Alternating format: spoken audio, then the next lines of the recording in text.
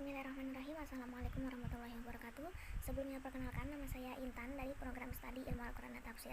Ya, jadi pada kali ini saya akan mencoba untuk membahas mengenai permasalahan-permasalahan yang sering terjadi pada generasi milenial saat ini.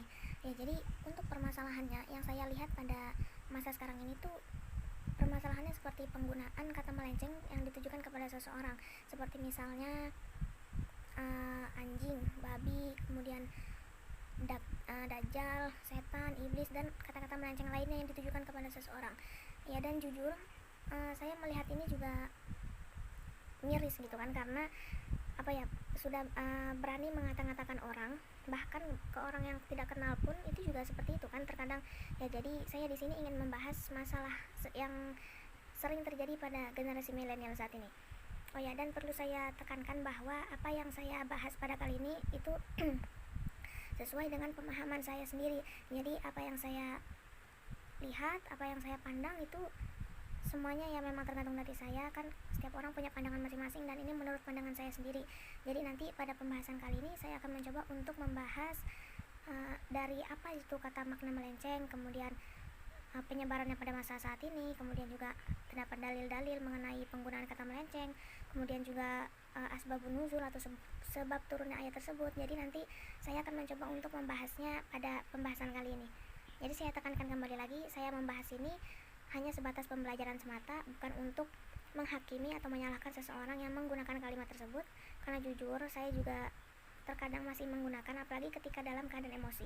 Jadi langsung saja kita ke pembahasannya. Ya, kemudian lanjut ke dalam pembahasan mengenai makna kata melenceng. Jadi di dalam KBBI itu terdapat dua maknanya. Yang pertama dia membahas mengenai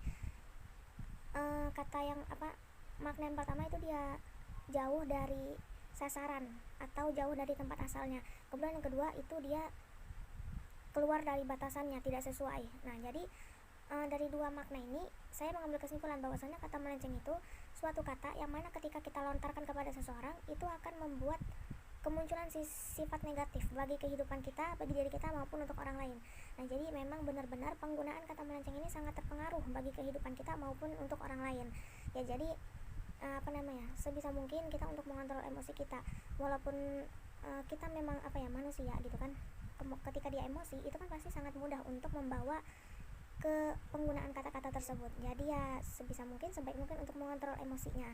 Nah, kemudian juga nih ya, dalam penggunaan kata melenceng itu pengaruhnya sangat-sangat besar terhadap kehidupan orang di sekitar kita. Dan kalau misalkan kita terus-terusan menggunakan kalimat melenceng tersebut, itu otomatis kalau kita terus-terusan makanya itu dia akan selalu menjadi kebiasaan bagi diri kita. Kemudian lanjut mengenai makna penyebarannya pada masa kini. Jadi menurut saya terdapat dua hal. Yang pertama itu pada dunia nyata, kemudian yang kedua itu pada sosial media. Nah, kalaupun dia pada dunia nyata itu menurut saya penyebarannya terbatas, atau bisa dibilang penyebarannya itu sedikit lah, karena kan dia hanya terdapat pada dirinya sendiri atau hanya terdapat pada di kerabat-kerabat terdekatnya dia. Kemudian kalaupun dia penyebarannya pada sosial media, itu kan penyebarannya sangat luas, karena itu tadi dia membocorkan kehidupan yang dunianya dia melalui sosial media gitu. Jadi pokoknya apa-apa yang dia lakukan di dunia nyata itu dibocorkannya ke sosial media. Jadi kan bisa dilihat oleh orang, atau bisa bilang menjadi figurnya untuk orang-orang yang tidak menggunakan sosial media. Nah, kemudian kemudian penggunaan kata-kata melenceng itu tuh kalau misalkan dia nih ngomong di dunia nyata gitu kan, kemudian menjadi viral di sosial media, itu karena dia menguploadnya atau mengunggah kepada sosial media. Jadi lebih berhati-hati lagi dalam penggunaan sosial media tersebut, karena ditakutkan nanti bisa membuat harga dirinya dia itu malu, atau keluarganya dia itu malu. Nah, kemudian habis itu setelah dan dia tuh ketika melakukan hal tersebut menggunakan kata-kata melenceng itu pastinya nanti akan terus-terusan menjadi hal kebiasaan bagi dirinya sendiri, dan pengaruhnya itu bukan hanya terhadap dirinya aja gitu loh, tapi juga terpengaruh kepada diri orang lain, kehidupan orang lain gitu. Jadi kehidupannya dia itu selalu dipenuhi dengan sisi-sisi negatif, karena itu tadi dia sudah menjadi kebiasaan dalam dirinya dia sendiri dan dia tidak mampu untuk mengontrol itu semua. Jadi menurut saya kayak misalkan nih contohnya, saya ngambil dari contoh artis tadi kemarin tuh ya, ada saya lihat di TV bahwasannya dia dengan mudahnya mengatakan kata-kata melenceng tersebut di depan kamera gitu kan, tanpa ada rasa malu atau tanpa ada rasa geram gitu kan. Pokoknya dia tuh ya udah polos aja ngomongnya kayak gitu. Dan ini kan pandangannya netizen, pandangannya penonton itu berbeda-beda. Ada yang dia menanggapi serius, ada juga yang menanggapi dengan bercandaan. Kalau misalkan dia nganggap dengan serius, nah nanti gimana gitu loh, akan diangkat menjadi berita, kemudian malu bagi dirinya sendiri ataupun keluarga terdekatnya dia. Ya jadi apa ya, itu contoh yang saya ambil pada masa sekarang ini. Jadi intinya ya berhati-hati dalam menggunakan sosial media. Nggak harus semuanya untuk diumbar kepada sosial media. Intinya selalu menggunakan kata-kata yang terbaik agar menjadi lebih baik lagi ke depannya. Ya, kemudian lanjut mengenai dalil yang pertama. Bismillahirrahmanirrahim. Wa ma kuntum tastariduna ayyashana alaikum sam'ukum wala absarukum wala juludukum walakin dhanantum annallaha la ya'lamu katsiran mimma ta'malun. Artinya, dan kamu tidak dapat untuk bersembunyi dari kesaksian pendengaran, penglihatan, dan kulitmu terhadapmu. Bahkan kamu tuh mengira bahwasanya Allah tuh tidak mengetahui banyak tentang apa yang kamu lakukan. Kemudian penafsiran ayat ini itu menerangkan bahwasannya manusia itu tidak dapat untuk menyembunyikan dan merahasiakan perbuatan-perbuatan yang mereka lakukan, entah itu dia berbuat kemaksiatan, kejahatan, dan kekafiran secara terang-terangan, kemudian juga mengingkari hari kebangkitan dan pembalasan Allah Subhanahu wa taala. Bahkan ia juga mengira di saat ia itu menyembunyikan perbuatannya dari manusia, Allah pun tidak mengetahui apa-apa yang mereka lakukan pada dunianya mereka. Jadi Allah tuh maha mengetahui, kita tuh nggak bisa untuk bersembunyi dimanapun. Oleh karena itu ia tidak akan untuk dapat menghukum dan memberi pembalasan.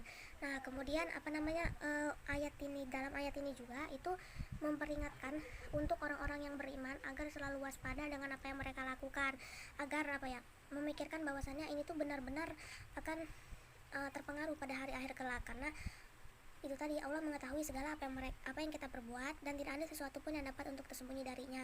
Kemudian asbabun nuzulnya itu bersumber dari Ibnu Mas'ud, bahwa dua orang Quraisy dan seorang Tsaqif berbantah-bantahan dekat Baitullah. Salah seorang dari mereka berkata, bagaimana pendapatmu, apakah Allah mendengar apa yang kita katakan?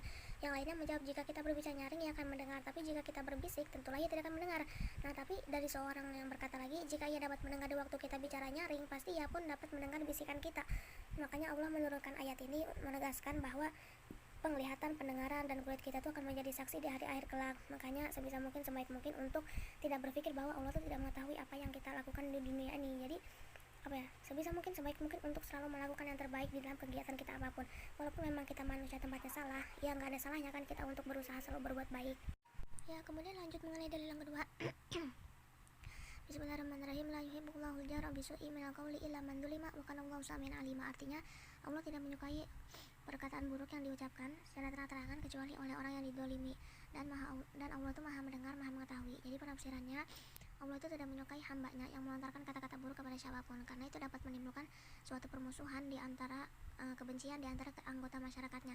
Dan jikalau terus-menerus melakukan hal tersebut, itu takutnya nanti ada pertumpahan darah di antara keduanya. Dan kata tersebut itu juga dapat mempengaruhi orang yang mendengarnya untuk meniru perbuatan itu, terutama bila perbuatan itu dilakukan oleh seorang pemimpin. Jadi sangat-sangat terpengaruh ya dalam kehidupan. Kemudian kalaupun Allah itu tidak menyukai sesuatu, berarti Allah tidak meridhoinya dan tidak dapat memberikan pahala. Jadi sangat bahaya. Nah, dalam hal ini juga dikecualikan untuk orang yang telah dianiaya. Nah, jadi jika seorang dia itu telah dianiaya, maka dia itu diperbolehkan untuk mengadukan orang yang menganiayanya itu kepada hakim atau kepada orang lain. Karena karena kalau dia itu telah mengadukannya kepada seorang hakim, maka keadilan akan datang kepadanya dia. Tapi kalau misalkan dia cuma diam diri aja, dia cuma bisa menangis, meratapi kehidupannya dia kayak gini-gini amat gitu tuh, ya sama aja kayak nggak ada hasilnya gitu loh. Jadi harus tetap berusaha, tetap kuat, lakukan sebisa yang kita lakukan. Ya intinya walaupun kita teraniaya, terdolimi, kita harus tetap kuat. Nah jadi jikalau seorang yang telah teraniaya tersebut itu dia jadi maksudnya tuh orang yang telah teraniaya, dia tuh telah mendapatkan kesempatan dari Allah Subhanahu wa taala untuk mengadukan orang yang menganiayanya tadi kepada pihak yang berwajib gitu, agar mengembalikan harga diri seorang yang dianiaya tadi itu kembali. Jadi biar mereka tuh nggak seenaknya untuk melakukan orang dengan seenak jidatnya gitu. Jadi walaupun kita teraniaya, kita harus tetap mendapatkan keadilan yang seharusnya kita dapat. Karena kalau kita hanya berdiam diri saja, itu tuh sama aja kayak kita membiarkan kedoliman terus berjalan pada kehidupan kita, terutama pada kehidupan orang lain juga pastinya ada gitu kan. Jadi selain kita mendapatkan keadilan bagi diri kita sendiri, kita juga mendapatkan pahala karena telah membantu menghilangkan kedoliman pada negara kita ini, maksudnya pada kehidupannya orang lain juga gitu loh. Nah tapi walaupun kita tuh telah didolimi, kita telah dikhianati gitu kan, kita walaupun kita boleh melontarkan kata-kata buruk, itu harus tetap tidak secara berlebihan gitu loh, karena takutnya nanti akan memunculkan suatu permusuhan yang melebihi. Nah kemudian terdapat juga asbabun nuzul, yaitu berkenaan dengan seorang tamu yang berkunjung kepada seseorang di Madinah dan mendapat perlakuan yang tidak baik, sehingga ia pun pindah dari rumah itu.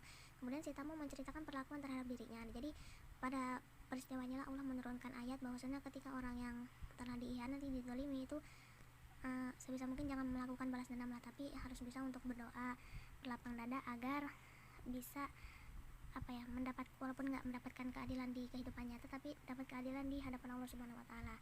Seperti itu. Ya mungkin cukup sekian, itu saja yang dapat saya sampaikan, karena memang pengetahuan saya tidak seluas dengan orang-orang yang ilmunya tinggi. Saya hanya sebatas manusia biasa, saya menyampaikan apa yang saya pahami, jadi mohon maaf karena banyak kesalahannya. Wassalamualaikum warahmatullahi wabarakatuh.